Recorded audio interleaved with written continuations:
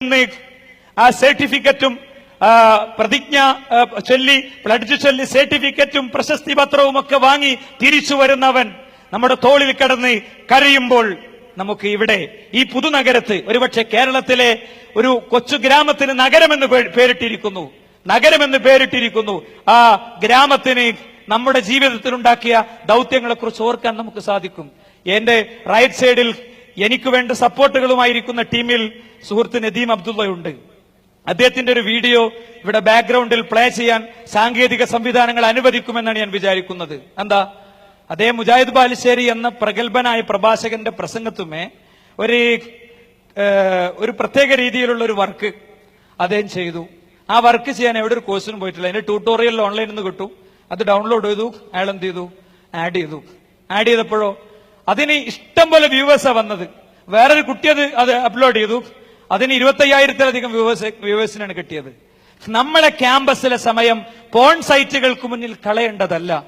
വാതിലുകൾ കുറ്റിയിട്ട് ഫാന് ശക്തമായി കടങ്ങുന്ന രാത്രിയിൽ പോണോഗ്രാഫിയും കഴിഞ്ഞ് അവസാനം സുബഹ് ബാങ്ക് വിളിക്കുമ്പോൾ മനസ്സിനെ വിമർശിച്ചുകൊണ്ട് നമ്മൾ ഉറങ്ങുകയാണ്. അന്നത്തെ ക്ലാസും പോവാണ്. ആ സമയം ഇസ്ലാമിന് കൊടുക്കാൻ പറ്റും. ഈ ജിഹാദിനെ വിശദീകരിക്കുന്ന മെസ്സേജുകൾ നമുക്ക് സൃഷ്ടിക്കാൻ പറ്റും. അപ്പൊ ലോകം ജിഹാദിന്റെ അർത്ഥം വായിക്കും. എന്താ, അയൽക്കാരനായ മനുഷ്യന്റെ വീട്ടിൽ നിന്നുള്ള ആർത്തനാദങ്ങൾ കേട്ട് വാതിൽ തുറന്ന് അയാളെ തന്റെ വാഹനത്തിലേക്ക് കയറ്റി കാഷ്വാലിറ്റി റൂമിലേക്ക് കൊണ്ടുപോകുന്നതിന് ലോകം ജിഹാദി എന്ന് പേര് വിളിക്കും. അതല്ലെങ്കിൽ തന്റെ സീറ്റിന്റെ അരികിൽ തളർന്നു നിൽക്കുന്ന മനുഷ്യനെ സീറ്റിലേക്ക് ഇരുത്തുന്നതിന് ലോകം ജിഹാദ് എന്ന് വിളിക്കും. ഇല്ലെങ്കിൽ ഉസാമ ബിൻ ലാദന്റെയും സദ്ദാം ഹുസൈന്റെയും ഒക്കെ വീഡിയോ പരിസരത്തെ പൊട്ടിത്തെറികളുടെയും അതുപോലെ തന്നെ ആർത്തനാദങ്ങളുടെയും പേര് മാത്രമായിരിക്കും ജിഹാദ്. അതിന് we want to study about Islam, ഞങ്ങൾക്ക് ഇസ്ലാമിനെ കുറിച്ച് പഠിക്കണമെന്ന് ക്യാമ്പസിനെ കൊണ്ട് പറയിപ്പിക്കാനാണ് പ്രഫ്കോൺ മുന്നേറ്റങ്ങൾക്കുള്ളതാണ്, അത് പിൻവലികൾക്കുള്ളതല്ല എന്ന് ഈ സന്ദർഭത്തിൽ എന്റെ പ്രിയപ്പെട്ട സുഹൃത്തുക്കളെ ഓരോരുത്തരെയും ഞാൻ ഓർമ്മിപ്പിക്കാൻ ആഗ്രഹിക്കുകയാണ്. നോക്ക്, നിങ്ങൾക്ക് ഈ കൂട്ടായ്മയിൽ നിന്നാൽ വിദ്യാഭ്യാസ പ്രവർത്തനങ്ങളിൽ ഏർപ്പെടാൻ പറ്റും. വിദ്യാഭ്യാസ രംഗത്തെ പരീക്ഷ വരുമ്പോ പരീക്ഷക്കനുസരിച്ച ക്യാമ്പുകളും ക്ലാസുകളും ഒക്കെ ഭംഗിയായിട്ട് നടക്കുകയാണ്. നമ്മുടെ കൂടെയുള്ള ഒരു കുട്ടിക്ക് ട്യൂഷൻ എടുക്കാൻ നമുക്ക് പറ്റണം. എഴുതി വെക്കുക മനസ്സിൽ. 10 പേപ്പർ ബാക്കുള്ള ഒരാളെ മോട്ടിവേറ്റ് ചെയ്ത് അയാളെ പരീക്ഷയിൽ പാസ്സാകാൻ ആവശ്യമായ ട്യൂഷനിങ്ങിനാണ് നമ്മുടെ സമയം നമ്മൾ ചെലവാക്കേണ്ടത്. സാമൂഹ്യക്ഷേമ പ്രവർത്തനങ്ങൾ, ഈദ് കിസ്വ, ഒരു വിദ്യാർത്ഥി സംഘടനയും ഇത്ര ഒരു ദൗത്യം നിർവഹിക്കുന്നില്ല. 10,000-കണക്കിന് ലക്ഷക്കണക്കിന് വീടുകളിലേക്ക് റാപ്പർ പൊട്ടിക്കാത്ത പുതിയ ഉടുപ്പുകൾ എത്തുമ്പോൾ ആ കുരുന്നുകളുടെ മുഖത്തുള്ള ആ ചിരിയിലുള്ള ആഹ്ലാദം, അത് കാണുമ്പോഴുള്ള ആനന്ദം ഒരിക്കലും സിറിഞ്ചുകൾ ശരീരത്തിൽ കുത്തിക്കയറ്റിയാൽ ഉണ്ടാവുകയില്ല. ചെന്നൈയിലേക്കും അതുപോലെ തന്നെ മ്യാൻമറിലെ മുസ്ലിങ്ങൾക്കും അല്ലാത്തവർക്കും വേണ്ടിയുള്ള ഷെൽട്ടറുകളിലേക്കുമൊക്കെ പഴയ വസ്ത്രങ്ങൾ, പുതുമയുള്ള പഴയ വസ്ത്രങ്ങൾ അത് ബൾക്കായി അയക്കുമ്പോൾ ആ ലോറി കാണാമറയത്ത് മറയുമ്പോൾ ഉണ്ടാകുന്ന ആനന്ദം, ആ ആനന്ദം ഒരിക്കലും സുഹൃത്തുക്കളെ കൈവെള്ളയിൽ പൊട്ടിച്ചിട്ട ആ വസ്തുക്കൾ ചുണ്ടിന്റെ ഉള്ളിലെത്തുമ്പോൾ ശരീരത്തിലൂടെ സഞ്ചരിക്കുമ്പോൾ ഉണ്ടാവുകയില്ല എന്ന് ഞാൻ നിങ്ങൾക്ക് ഉറപ്പു തരുന്നു. അയൽക്കാരനായ വൃദ്ധനായ മനുഷ്യന്റെ ചാരത്തിരുന്ന് അയാളുടെ ചുളിഞ്ഞ ശരീരം തടവിക്കൊടുത്ത് പിതാമഹന്റെ വല്ലിപ്പയുടെ ഉപ്പയുടെ ഉമ്മയുടെ ആ കൊളാമ്പിയില്ലേ, ആ തുപ്പുന്ന കൊളാമ്പി കഴുകുന്നതിനുള്ള ആ ഒരു നിർവൃതി ഒരിക്കലും മയക്കുമരുന്നുകൾക്ക് നൽകാൻ സാധിക്കുകയില്ല. പിൻവാങ്ങുന്നു ഞാൻ. ഒരു കാര്യം ഉറപ്പാണ്, മരണം നമ്മളുടെ അടുത്തൊരു നിമിഷമെത്തും. മരണത്തിന് പ്രായമില്ല.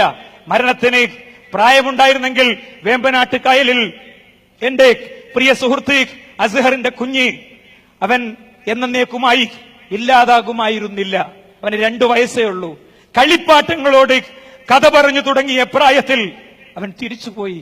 അവനെക്കുറിച്ച് സ്വപ്നങ്ങൾ കണ്ട മാതാപിതാക്കൾക്ക് കൂടുതൽ ഉശിരോടെ ദീനരംഗത്ത് മുന്നേറാനുള്ള മനക്കരുത്ത് കിട്ടട്ടെ എന്ന് നമുക്ക് പ്രാർത്ഥിക്കാം. ഒരിക്കലും മരണത്തിന് നിങ്ങൾ പ്രൊഫഷണൽ വിദ്യാർത്ഥിയാണെന്നറിയില്ല. അങ്ങനെയാണെങ്കിൽ കടവത്തൂരിലുള്ള നമ്മുടെ ഒരു സഹോദരി പ്രൊഫ്കോൺ രജിസ്റ്റർ ചെയ്ത ഒരു സഹോദരി ഇവിടെ വരേണ്ടിയിരുന്നു. പ്രാർത്ഥനയ്ക്കുള്ള പ്രത്യേക വസിയത്ത് ഒരു സുഹൃത്ത് ഇങ്ങോട്ട് കയറുമ്പോൾ എന്നോട് പറഞ്ഞതുകൊണ്ട് ഞാൻ പറയുന്നത്, ഗർഭിണിയുടെ വയറുപോലത്തെ വയറും വീർത്ത് ക്യാൻസറിനെ അഭിമുഖീകരിച്ച് കിടക്കുകയാണ് അവൾ. അള്ളാഹു അവൾക്ക് ശിഫ കൊടുക്കുമാറാകട്ടെ. ഞാൻ ആ വാക്ക് പറഞ്ഞത് രോഗത്തിന്റെ ഗൗരവം നിങ്ങൾക്ക് കിട്ടാനാണ്. അടുത്ത പ്രൊഫ്കോണിന് ഒരുപക്ഷെ നമ്മൾ ഉണ്ടായിക്കൊള്ളുന്നില്ല, വേണ്ട, നാളെ നമ്മൾ ഉണ്ടായിക്കൊള്ളുന്നില്ല. അതുകൊണ്ട് തിരിച്ചറിവുകളുടെ തീരം അതാണ് പ്രൊഫ്കോൺ. പ്രകാശവാഹകരെന്നാണ് എനിക്ക് തന്ന ടൈറ്റിൽ. പ്രകാശത്തിന്റെ വാഹകരാണ് നമ്മൾ. ക്യാമ്പസിലെ ഒരു പുതിയ സംസ്കാരം വരണം.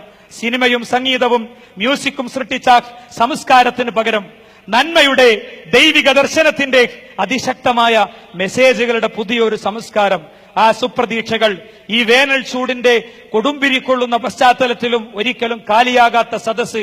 വീഡിയോ ക്യാമറകൾ പാഞ്ഞപ്പോൾ കാലിയായ സീറ്റുകൾ കണ്ടിട്ടില്ലെങ്കിൽ അത് നൽകുന്ന മെസ്സേജ് അതുതന്നെയാണ്.